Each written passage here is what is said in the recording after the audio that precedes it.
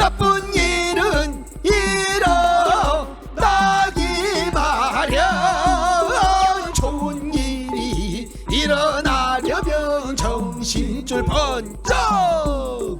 병들지 않은 건강한 뉴스, 건강한 대화. 옥내 좋은 것 뉴스 생로 병사의 비밀.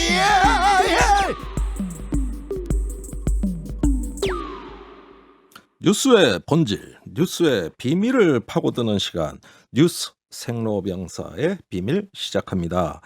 뉴스빙하 김민아 시사평론가, 뉴스화산 김수민 시사평론가, 어서 오세요. 반갑습니다. 안녕하세요. 네, 어제 대답에 좀 힘들이 없으십니다. 아, 저도요? 예, 밝고 좀 힘차게 합시다. 기분 탓 아닐까요? 너무 힘만을 신봉하는 것이 아닐까요? 우리는 힘을 신봉하는 것에서 벗어나야 합니다. 네, 말씀 참 잘하십니다. 네. 밖에 비도 오고 그러니까 네. 네, 오늘은 좀 우리라도 힘을 냅시다. 그래도. 네. 예. 팬이 칼을 이깁니다. 네, 알겠습니다. 자, 첫 번째 뉴스는 뉴스 화산이 준비해 오셨네요. 역시 그 말 많고 탈 많은 김해 신공항. 그렇습니다. 오늘 국무총리실 산하의 검증위원회가 네, 김해 신공항에 대한 근본적인 검토가 필요하다 이렇게 근본적 밝혔거든요. 검토. 네, 지난 1년 동안 안전, 시설 운용, 수요, 네. 소음, 환경 이런 4개 분야의 22개 세부 항목에 대해서 검증 작업을 해왔는데요. 네, 일단 검증위원회 발표 내용 듣고 가시겠습니다. 네, 결론적으로 김해 신공항 계획은 상당 부분 보완이 필요하고 확장성 등 여러 미래 변화에 대응하기 어렵습니다. 아울러 지자체의 협의 의사가 확인되지 않으면 장애물 제한 표면 높이 이상의 산악의 제거를 전제로 하여 사업 추진이 필요하다는 해석을 감안할 때 동남권 관문공항으로서 김해 신공항 추진은 근본적인 검토가 필요하다고 봅니다. 자, 바로 저 말인데요. 네.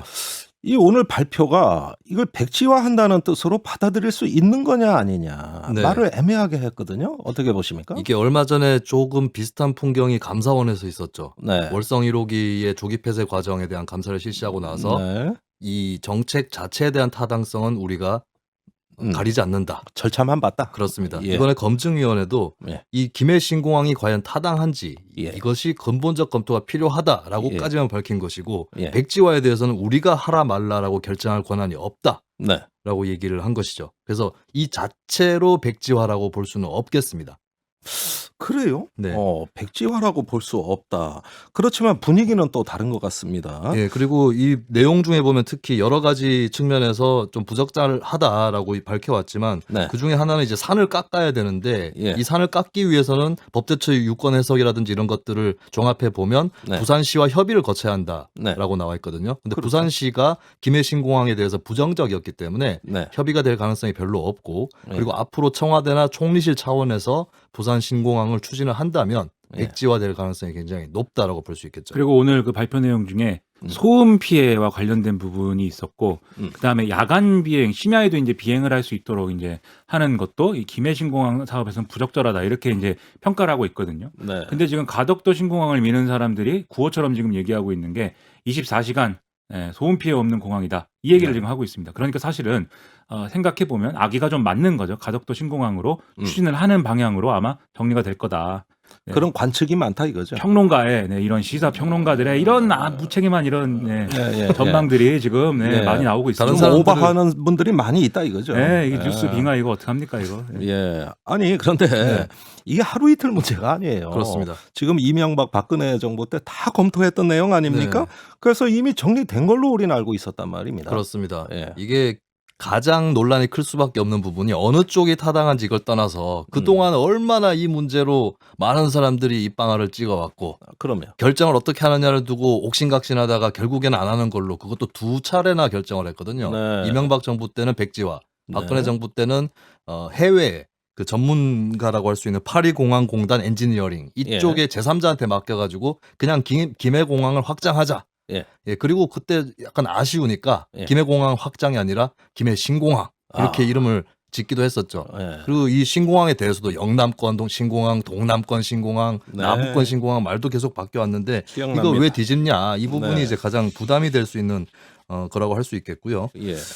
그러면 이제 이거 왜 추진하느냐 했을 때 당장에 나온 얘기가 선거 때문 아니냐. 내년 재보선 얘기가 나오고 있거든요. 예. 김두관 의원 같은 경우는 여기에 대해서 선거 때문이 아니다라고 네. 인터뷰에서 밝히기도 했는데 네. 근데 어쨌든 뭐 한 번 결정된 것이 영원히 번복되지 말라는 법은 없는 거니까요. 네. 예, 그렇다면 과거의 합의를 왜 뒤집어 엎을 수밖에 없었는지 이 부분에 대해서 좀 정면 돌파하는 게 차라리 이걸 추진하는 입장에서 더 바람직한 태도가 아닐까 네. 이렇게 보여집니다. 이게 여당이 어허. 주장하는 바를 조금 소개를 해드리면 음. 여당 이렇게 주장을 합니다. 그러니까 이게 기본적으로 이 남북권 신공항이 필요하다고 얘기가 나온 것은 결국 김해공항의 한계 때문이었고 네. 2002년인가 3년인가 사고가 한 번 난 적이 있죠. 네. 산에 이제 중국 민항기가 이제 충돌을 하면서 아하. 그 이후에 이제 이 참여정부에서 이 신공항을 만들어야겠다라고 부산, 네. 울산, 경남에 의견을 수렴을 해서 이제 결정을 했던 건데 네. 그게 이제 보수 정권으로 오면서 마치 이게 대구 경북 대 부산 경남의 문제인 것처럼 네. 한쪽은 이제 밀양, 경남 밀양에 공항이 있어야 된다고 주장을 대구 하고 경북 쪽 주장이죠. 그렇죠. 예. 근데 이제 부산 경남 쪽에서는 가덕도에다가 해야 된다고 주장을 하고 네. 이렇게 쟁점이 바뀌었고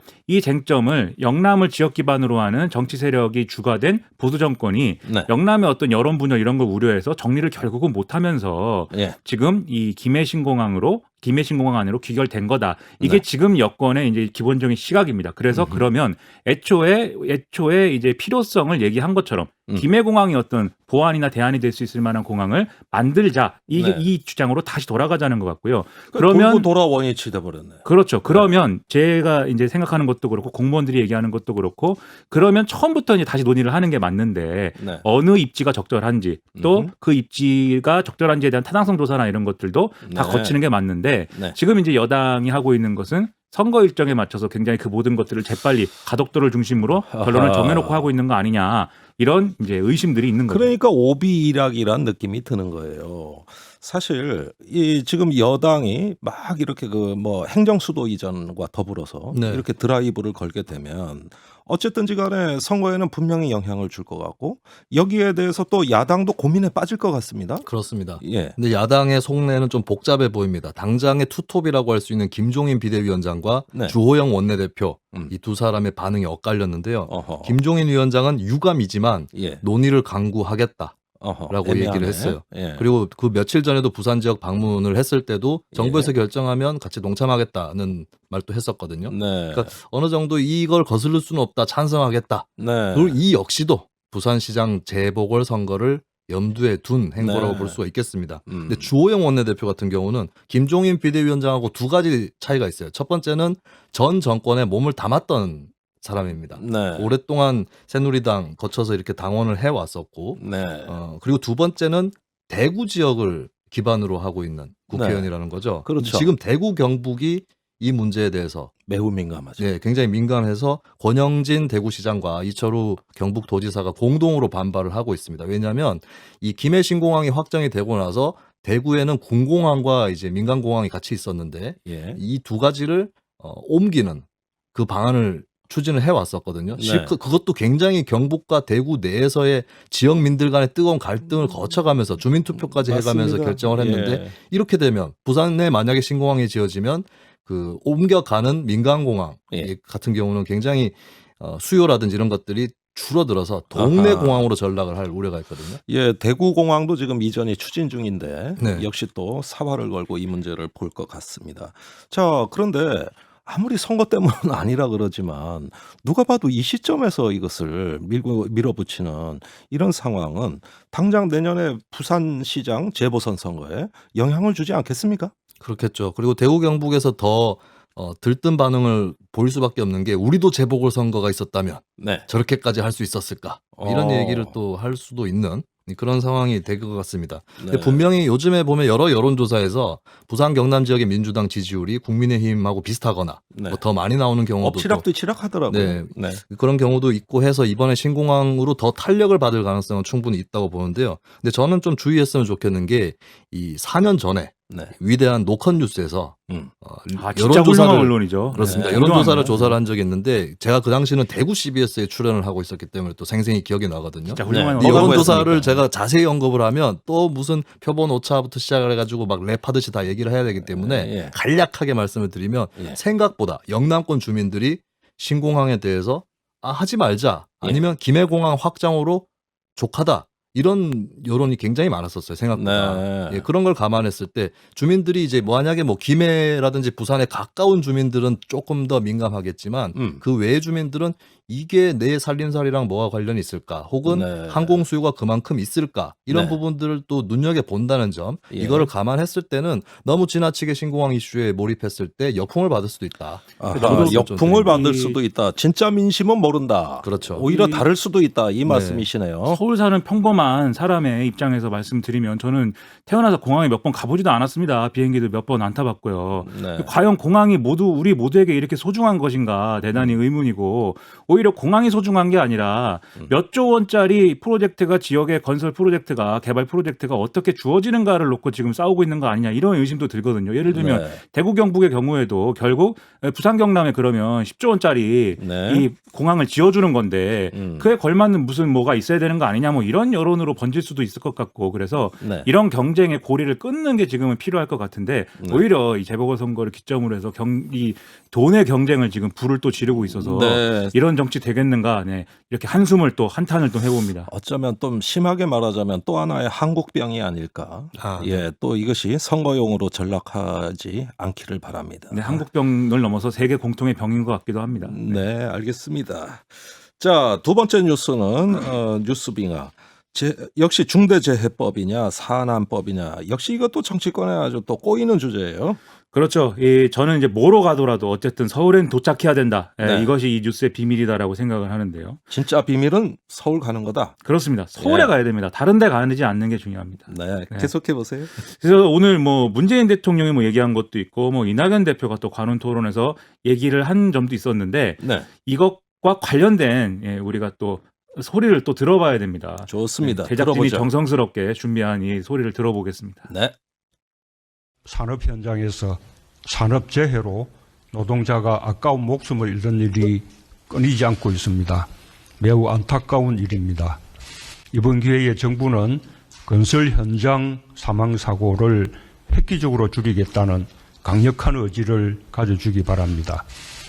중대재해기업처벌법, 공정경제 3법도 이번에 처리한다는 우리의 원칙을 지키며 소관상임위의 심의에 적극적으로 임할 것입니다. 이상입니다. 이게 방금 들으신 내용 중에 이낙연 대표 목소리는 아마 어제 최고위에서 한 말인 것 같고 네. 오늘 관훈 토론에서 이것과 관련된 얘기를 했는데요. 네. 지금 이제 왜 중대재해기업법을 처리한다고 얘기를 했으면서 내부에서는 뭐 산안법 개정안을 제출을 한다든지 네. 또 이 중대재해기업처벌법을 당론화하지 않는다든지 그런 현상은 왜 일어납니까? 이렇게 질문을 했더니 이낙연 대표가 이게 이 관련 법안은 하나만 지금 나와 있는 게 아니고 쟁점이 여러 가지가 있는 몇 개 법안이 있어서 논의를 해야 되는 데다가 이 법들을 다 중복되는 부분들이 있어서 어떤 법체계의 정합성이나 이런 걸 따져야 된다. 그러니까 이 상임위 심의에 앞으로 좀 진행되는 추이를 봐서 이제 결정을 해야 된다. 이렇게 이제 부연 설명을 했고요. 근데 그 표현이 자꾸 뭔가 피해 가려는 표현 같이 들린다는 거예요. 그렇죠. 그리고 앞서 이제 문재인 대통령 이제 육성을 들었는데 예. 이 문재인 대통령이 이렇게 얘기를 한 것에 대해서 야 이것은 국회에서 중대재해기업처벌법을 처리하라는 신호가 아닐까라고 언론이 많이 해석을 했는데요. 네. 여기에 대해서 청와대가 이제 입장을 밝혔습니다. 뭐라 그랬냐면 대통령의 발언은 국회에서 논의 중인 법안과는 관련이 없다. 산업안전 강화를 하자는 취지고 문재인 대통령은 고 전태일 여사 50주기를 맞아서 한 말이라고 한다. 이렇게 입장을 밝혔습니다. 글쎄요, 정부 정책이라는 게 뭔가 명쾌하고 선명해야 국민들이 이제 또 이해하기가 쉬울 건데 굉장히 애매합니다. 사실 이낙연 대표도 9월 대표 연설인가요? 그 국회에서 이 법을 통과시키겠다고 말한 적이 있어요. 그리고 시간만 자꾸 가고 있어요. 자, 이런 현상들이 조금 정부 여당의 책임 있는 태도에 좀 아쉬운 대목 아니냐. 네. 이런 여론들이 있는 거죠. 이게 김해신공항 문제하고도 바로 비교가 되는 것 같은데 네. 말하자면 당론화하지 않고 상임위에서 논의하겠다는 거잖아요. 네. 상임위에는 누가 들어오느냐? 야당 의원들도 들어옵니다.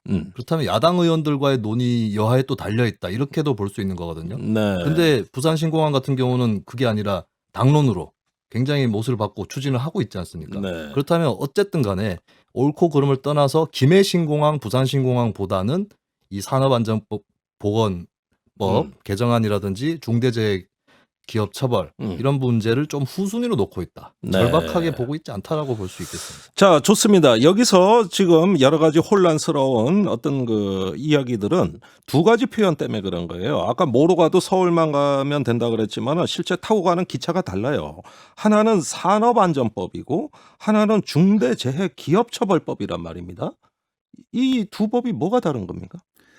뭐 일단 산업안전보건법을 대표 발의한 것은 이 더불어민주당 장철민 의원이 지금 대표 발의해 놓은 내용이 있고요. 네. 그다음에 중대재해기업처벌법은 역시 더불어민주당의 박주민 의원이 대표 발의한 내용이 있고 네. 정의당의 강은미 원내대표가 먼저 이제 이 대표 발의해 놓은 그런 상황이 있는 거죠. 중대재해기업처벌법을. 그렇죠. 예. 그러니까 이게 왜 쟁점이 되고 있느냐 하면 정의당의 경우에 더불어민주당이 산안법 1구 개정안을 지금 제출해 놓은 것은 박주민 의원이 제출한 법안보다 후퇴한 내용이라고 평가를 하고 있고 네. 이건 결국 중대재해기업처벌법을 처리하지 않으려는 꼼수이다라고 얘기를 하고 있거든요. 어허. 여기에 대해서 이제 그 산안법 개정안을 제출한 장철민 의원의 경우에는 네. 둘 다 처리할 수도 있는 것이다. 상호 보완적인 것이 될 수 있기 때문에 네. 뭐 이 둘 다 상호 보완적으로 둘 다 처리하면 된다라는 취지의 반론을 또 내놨습니다. 근데 거기에 대해서 정의당은 예. 예를 들면 당론으로 정하지 않으면 중대재해기업처벌법을 정하지 않으면 예. 이 산안법만 처리하고 중대재해기업법은 처리가 되지 않는 네. 이런 상황이 벌어질 수 있기 때문에 그래서 꼼수다라고 얘기하고 있는 거거든요.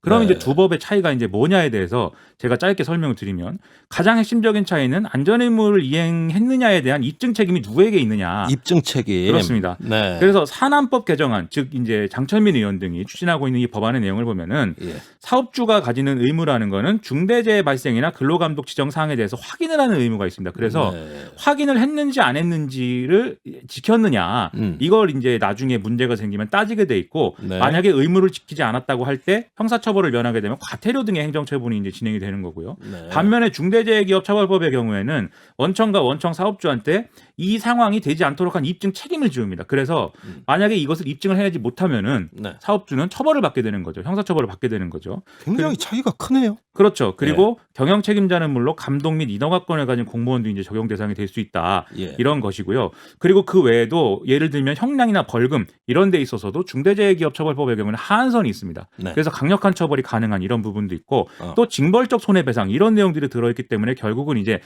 아주 강하게 처벌한다 이런 내용이고 산안법은 그에 비해서 처벌보다는 과징금이라든지 네. 이런 이제 행정처분에 좀 주안점이 있는 이런 이제 법안인 것이죠. 네.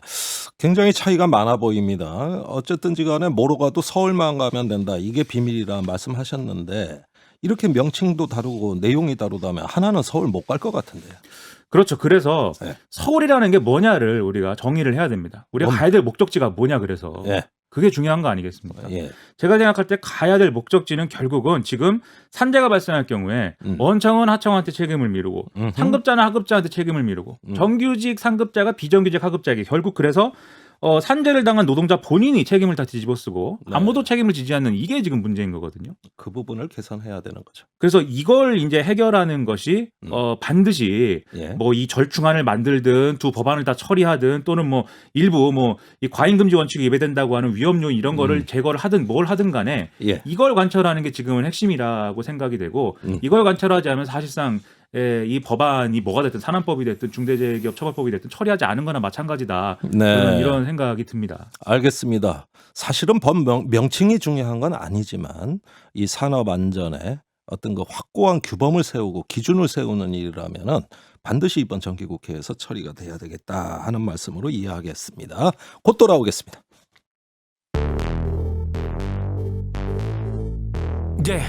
왜 뉴스는 태어나기만 하면 병이 들고 망가지는지 그 뉴스를 병들게 만들고 있는 건 도대체 누군지 병들지 않는 뉴스를 원하고 있지 그게 누구든지 그래서 우리는 김종대 목소리를 듣지 뉴스의 새로운 현상 뉴스의 생로병사 뉴스의 새로운 현상 뉴스의 생로병사 뉴스 생로병사의 비밀.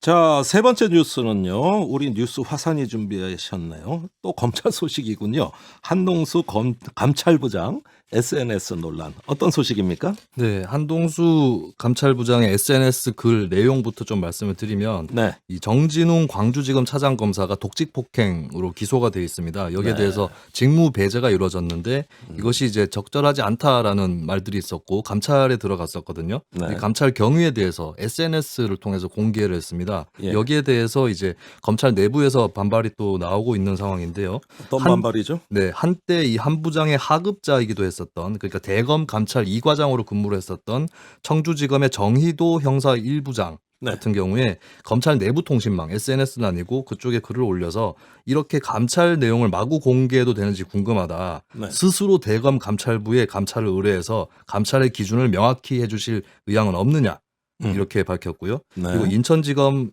부천지청의 정유미 인권감독관 같은 경우도 현직 검사가 기소돼서 피고인 신분이 됐으면 당연히 직무에서 배제되는 게 마땅하다라고 비판을 했습니다. 이 소식이 제가 근래 있었던 것만 짧게 전해드린 건데 예. 이 검찰 관련 뉴스는 그 영화 괴물 같은 느낌이 들어요. 그 영화 괴물 마지막에 보면 괴물이 막 고통스러워하면서 쓰러지는데 네. 물고기가 한 마리 푸다다닥 튀어나옵니다. 아. 그래서 그때 당시에 관객들이 야 이거는 괴물 2를 예고하는 것이다. 예. 괴물의 새끼다. 이렇게 주장을 했는데 봉준호 감독이 괴물의 몸에 구성되어 있었던 하나의 개체가 튀어나온 것이다. 그럼 와. 괴물과 그것과의 관계는 무엇인가? 네. 네, 검찰에서 무슨 뉴스가 튀어나오면 또 예전에 무슨 뉴스가 있었고 거기서 파생이 됐고 이 굉장히 복잡한 관계를 맺고 있기 때문에 이런 뉴스는 진짜 늙거나 병들 틈도 없는데 네. 그렇다고 해서 생생하고 발랄하게 살아있는 뉴스도 아니고 예. 예, 살아있기만 한 근데 계속 살아있는데 또 살아있는 이런 뉴스가 이제 검찰 법무부에서 또 나오는 것 같습니다. 제가 조금만 그 괴물의 디테일을 조금만 더 설명드리면 네. 왜냐하면 조금 이제 요게 들으시는 분들이 약간 더 의문을 가질 수 있을 것 같아서 이게 뭐냐면 정진훈 차장검사 기소가 됐지 않습니까? 예. 그래서 검찰에서 이 검사는 기소가 됐기 때문에 직무에 부적합하다. 그래서 예. 직무 배제를 법무부에 요구한 겁니다. 네. 근데 이제 요구를 할 때 일종의 공문이나 이런 거를 요구를 하지 않겠습니까? 예. 근데 공문을 보낼 때는 감찰부가 보내야 되는 거죠. 예. 감찰부를 거쳐서 의사결정을 해서 보내야 되는 거죠. 직무 배제는 결국 감찰 연관 사안이니까. 네. 그런데 이 공문을 보내기 위해서 이 대검이 이제 지시를 할 때 한동수 감찰부장이 직무 배제는 부당한 것 같다 이렇게 이의 제기를 한 것입니다. 그래서 네. 대검 부장회의에서 한번 논해보고 나서 결론 내리자 이렇게 제안을 했는데 윤석열 검찰총장과 대검 지휘부가 됐다 이러고 한동수 감찰부장의 결재가 없는 상태의 공문을 그냥 법무부에 보냈다. 그것이 싫다, 부당하다. 이게 네. 이제 한동수 감찰부장이 쓴 글의 내용입니다. 예, 거기에 또 반발하는 SNS가 올라오고 그것도 한때 그 하급자였던 사람이 지금 청주지검 검사로 내려가서 또 이런 글을 올리고 그냥 SNS 전쟁 이건 뭐 어디 그 정당이나 이런 데서 벌어지는 일 같은데 검찰이라는 국가 권력기관 내에서 언제까지 이런 소식을 우리가 들어야 될지 참으로 좀 암담한 생각도 드네. 참고로 반박하는 글들은 검찰 내부 통신망 예. 이프로스에 올라왔었고 예. 이게 지금 전설의 게시판이에요. 몇 번 네. 저희도 얘기를 했지만 도대체 내부 게시판인데 다들 어떻게 알고 기자들은 보도를 하는지 마치 SNS에 올린 것과 같은 효과를 내고 있죠. 취재력들이 대단하시네. 네. 예. 자, 어쨌든 한 번 더 짚어보겠습니다.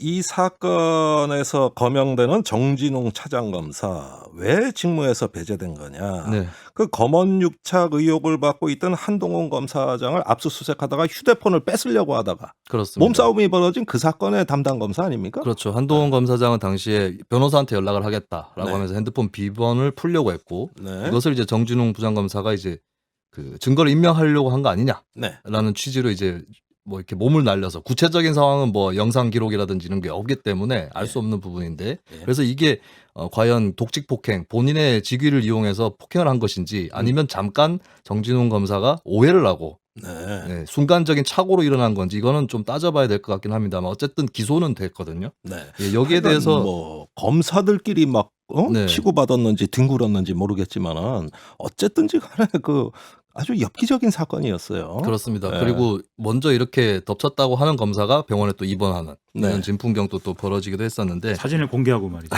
네. 예. 여기에 대해서도 근래까지 계속 논란이 나온 게 수사팀 내부에서 이견이 있었다. 예. 그 정진훈 검사를 기소하는데 이견이 있었다라는 말이 있었고 추 장관 또 이것을 국회 공식석상에서 얘기를 한 적이 있었거든요. 네. 이런 것들이 또 이제 대검 감찰 이어지는 그런 맥락이 또 있는 것이죠. 자, SNS에 글을 올린 대검 감찰부장 이분 판사 출신이죠? 네, 그렇습니다. 예, 이분이 차지하는 또 독특한 위치가 있는 것 같아요. 네, 대검 감찰부장이 2010년경에 검찰 스폰서 논란이라든지 이런 것들 때문에 네. 외부 인사를 앉혀야 된다 이런 여론이 굉장히 높았습니다. 그러면서 맞습니다. 외부 공모 직책으로 바뀌게 됐고요. 판사 출신으로 한동수 감찰부장이 이제 임명이 된 것인데 네. 뭐 어떻게 보면 보다 적극적인 민주적 통제 방안이다 이렇게 긍정적으로 볼 필요는 문민 있겠습니다. 통제. 네. 근데 이제 특이한 점은 하급자였던 검사가 반발을 했다는 거거든요. 네. 그것은 감찰로서 적절한 태도가 아니다라는 것이고 이게 올해 4월 초에 검언유착 의혹이 초기에 일어났을 때도 예전에 대검찰청 감찰 1과장을 지냈던 김윤상 변호사가 네. 자신이 모셨던 감찰부장 또 판사 출신이었는데 예. 그렇지 않았다 이런 취지로 또 비판을 한 적이 있었습니다. 아, 이거 복잡하네. 그래서 이 외부 인사의 취지를 좀 살리기 위해서는 감찰을 외부 인사로서 더 공명정대하게 잘 하라는 취지다라고 네. 봐야지 이것을 예전과 달리 SNS에 공개해도 된다 이런 식으로 해석하는 건 좀 무리가 있지 않을까. 지금 그런 분위기도 아니, 있는 네. 것 같아요. 검찰 가족들에게 판사 출신이라 왕따를 당하고 있는 거 아니냐. 그래서 답답해서 네. SNS에 올린 거 아니냐. 뭐 이런 얘기도 있는데 왕따는 하지 말아야 됩니다. 네, 왕따 네. 근절을 외쳐봅니다. 예, 여기서도 왕따 소리를 듣네요. 어쨌든지 간에 사안은 복잡해 보이지만 네. 우리가 익히 아는 추미애 대 윤석열 이런 프레임이 또 다른 모습으로 표출된 거 아닌가 하는 네. 생각도 듭니다. 자, 시간이 오늘 없어서 여기까지 듣기로 하겠습니다. 이 검찰의 조직적 저항 프레임 또 앞으로 어떻게 처리될지 지켜보겠습니다. 뉴스 생로병사의 비밀은 여기까지입니다. 잠시 후 2부에서 뵙겠습니다.